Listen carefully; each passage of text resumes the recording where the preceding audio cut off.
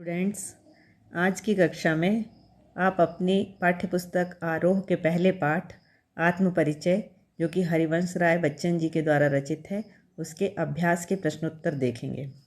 तो स्टूडेंट्स, जैसा कि आप स्क्रीन पे देख रहे हैं, पहला प्रश्न है, कविता एक ओर जग जीवन का भार लिए घूमने की बात करती है और दूसरी ओर मैं कभी न जग का ध्यान किया करता हूँ।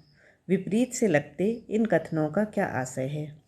तो स्टूडेंट्स, जग जीवन का भार लेने से कवि का अभिप्राय यह है कि वह सांसारिक दायित्वों का निर्वाह कर रहा है।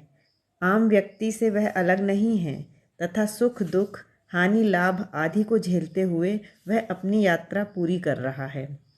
दूसरी तरफ कवि कहता है कि वह कभी संसार की तरफ ध्यान नहीं देता। यहाँ कवि सांसारिक दायित्वों की अनदेखी की बात नहीं करता। वह संसार की निरर्थक बातों पर ध्यान न देकर केवल प्रेम पर केंद्रित रहता है। आम व्यक्ति सामाजिक बाधाओं से डरकर कुछ नहीं कर पाता। कवि सांसारिक बाधाओं की परवाह नहीं करता।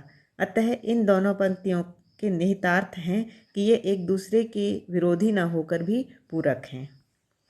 अगला प्रश्न है, जहाँ पर दाना रहते हैं वहीं नादान भी होते हैं। कवि ने ऐसा क्यों कहा होगा? तो स्टूडेंट्स, यह संसार विभिन्न प्रकार के व्यक्तियों से भरा हुआ है। जहाँ एक तरफ यहाँ नादान अर्थात मूर्ख व्यक्ति जो कि सांसारिक माया जाल में उलझे हुए रहते हैं, ऐसे व्यक्ति भी पाए जाते हैं। वे जानते हैं कि संसार असत्य है, किंतु इसे ही सत्य मानने की नादानी कर बैठते हैं और मोक्ष लक्ष्य को भूलकर संग्रह वृत्ति में पड़ जाते हैं। इसके विपरीत कुछ ज्ञानी लोग भी इस संसार में रहते हैं जो कि मोक्ष के लक्ष्य को नहीं भूलते और वो उसी मोक्ष को पाने हेतु जीवन भर प्रयास करते रहते हैं। अर्थात संसार दोनों प्रकार के व्यक्तियों से भरा हुआ है। एक तरफ नादान व्यक्ति हैं तो यहाँ दूसरी तरफ ज्ञानी व्यक्ति भी मौजूद हैं। चलिए अगला प्रश्न देखते हैं। मैं और जग और कहाँ का नाता। पंक्ति में और शब्द की विशेषता बताइए। स्टूडेंट्स, यहाँ आप देखेंगे कि और शब्द का 3 बार प्रयोग हुआ है। अगर हम इस पंक्ति में अलंकार देखें तो यहाँ यमक अलंकार है।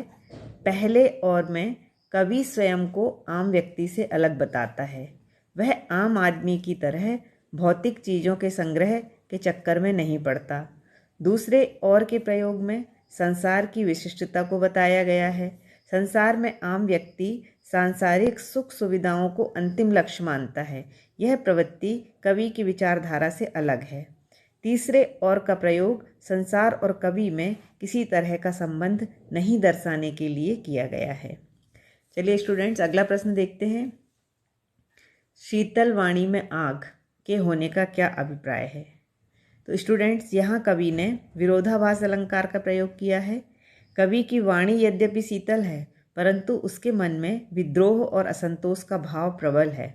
वह समाज की व्यवस्था से संतुष्ट नहीं है। वह प्रेम रहित संसार को अस्वीकार करता है। अतः अपनी वाणी के माध्यम से अपनी असंतुष्टि को व्यक्त करता है। वह अपने कवित्व धर्म को ईमानदारी से निभाते हुए लोगों को जागृत कर रहा है। तो यहाँ पर कवि की वाणी तो शीतल है, किंतु उनके मन के जो भाव हैं वो समाज को जागृत करने वाले हैं और संसार की अव्यवस्थाओं के विरुद्ध है। तो स्टूडेंट, आशा है कि आपको ये प्रश्न उत्तर समझ में आए होंगे।